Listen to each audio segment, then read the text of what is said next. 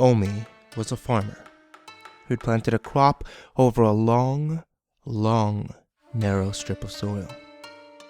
What's more, it rose slightly in the middle, so his field stretched further than he could see from his home.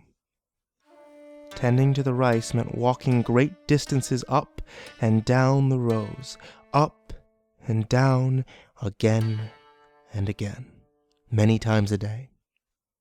When he reached the far end of the field, he wasn't able to see his house anymore. When he finished the trip back, the other end would have disappeared over the horizon. To finish his route meant 9 hours of continuous work and continuous walking.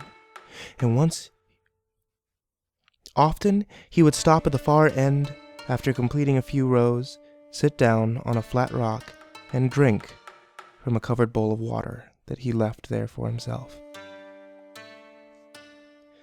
Omi had a wife, Sachiko. She was a strong woman and would make the trip out twice a day to bring him meals and tend to her own work on the farm. She enjoyed the long walk, and he was happy to see her. Their home was fairly small and needed little care. When she became pregnant, their days eventually changed, so he would come inside to eat while she tended to the work closest to the house. Omi was working in the field, and as he was nearing the end of his way out, he happened to look back. He could barely see the top of their roof over the field, and as he watched it, he saw something scrambling over it. It wasn't a man or child, so he thought it must be an animal trying to get inside. It was rather large, but he couldn't figure out what animal it was. There were wolves not far from the farm for whom Omi had occasionally made customary offerings of food, but wolves weren't known to climb houses. Worried for his wife, he dropped his tools and quickly ran home across the field. When he got home, the house was quiet. He called his wife's name, "Sachiko! Sachiko!" She didn't answer him. He looked everywhere inside and outside the house, but didn't find her. Now his worry had turned to fear. His wife and child were nowhere to be found.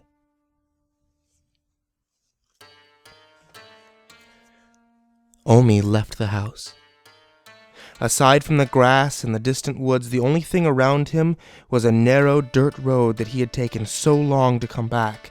It was possible that someone had taken her before he arrived, but he didn't know why anyone would do such a thing. Breathing heavily from fatigue and fear, he looked around himself again, his eyes lingering on the field. This time, he saw something moving. It scrambled over the low hill and out of sight, just a second after he saw it. He was certain it was the same thing that had been crawling on the roof. He grabbed the sickle from his home and ran as fast as he could manage into the field. Even sprinting, it took him 8 long minutes to clear the raised center of the field. He saw the low, dark shape at the other end and ignored the burning in his chest long enough for him to run furiously at it. After a few minutes, he slowed down, seeing it clearly for the first time. He moved steadily towards it, his hand tightening on the sickle. The closer he got, the more frightened he became. When Omi finally came to stand in front of the thing, it stood up and faced him. Its head was covered by a straw hat with 2 eyes looking through 2 holes. The top half of its head couldn't be seen, but its jaw stuck out and long teeth reached up and touched the straw hat. Its skin was a very dark blue, and its hands and feet were thin, like twisted bird claws. It wore a ragged brown robe, and it had a wood-cutting axe strapped to its back. Good afternoon. You're responsible for my wife vanishing. Why are you doing this? I have done nothing to you, creature. I don't even know who or what you are. It's true. I have never seen you before. Then why? Where is she? He raised the sickle, threatening the monster. Tell me where she is, or I'll kill you! In your home. She is in your home. You can still save her if you hurry. Omi went cold. Now he knew for certain that she was in danger. He briefly thought of asking once more, but realized he could waste no time. For ages he ran, exhausted, yet still sprinting towards his house. His body burned, but losing his family would have been a greater pain, he knew. When at last he reached the house, he slumped against the outside wall, his legs failing him for a moment. And then he went inside. The inside of his home was in perfect order, but Sachiko was nowhere to be seen. He called for her again, his voice tired and breaking. Sachiko! Sachiko! No answer came. He turned to leave, and the haunt from the field stood directly in front of him, so close that he could see fish bones sticking out from its big yellow teeth. He was fairly sure it hadn't followed him, but here it was. Omi growled. Where is she? You told me Sachiko would be here. Where is she? I said no such thing. The creature gestured to the door. Your wife is at the end of the field. You must go. For if you hurry, you can still save her. Omi, panting and consumed with anger, raised the sickle over his head to kill the thing. Then, trembling, he lowered his arm, turned and left the house. He tried to run faster, but his legs barely carried him. Every time he felt he could push himself, he would break into a sprint, but it never lasted long. He fell twice. Much later, he was at the other end of the field again. He felt as if he might die, the exhaustion was so great. He dropped his tool and fell to his knees, confused, worried, angry, and weary. There was no one there. The creature hobbled up from somewhere on the left of his vision and tilted its head down to point its beady eyes at him through its hat. Monster! Omi cried. You killed her, haven't you? I have no need for her blood, it said. Then why play games with me? Why not give her back to me? I do not enjoy games, and I have no reason to kill your family. Omi cried out from the dust. I will give you whatever I can. Let me have my wife and child. He crawled closer. Tell me. Do you have a name?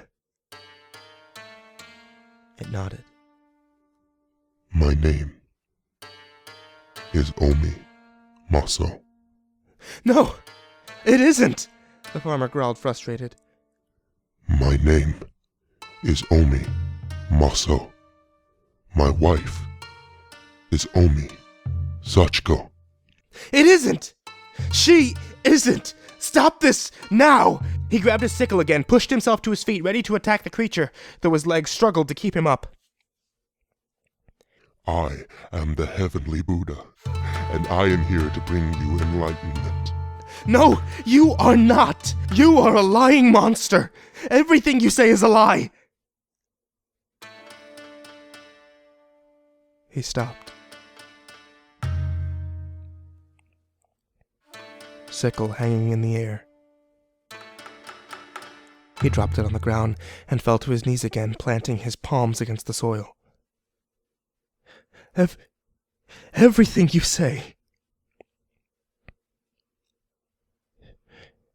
is a lie, he repeated, the truth now dawning on him. The creature gawked at him for a moment. Then it shuffled closer and leaned down to whisper in Omi's ear. No, it is not. Omi dared to ask, Where is my wife? Its great teeth like wooden posts supporting a smile, the creature answered. At home. Now go. You can still save her. The farmer, Omi, lay there and shook in the dirt while the haunt watched him. And when the sun hung low in the sky, it walked away from the silent form of the sleeping man and disappeared.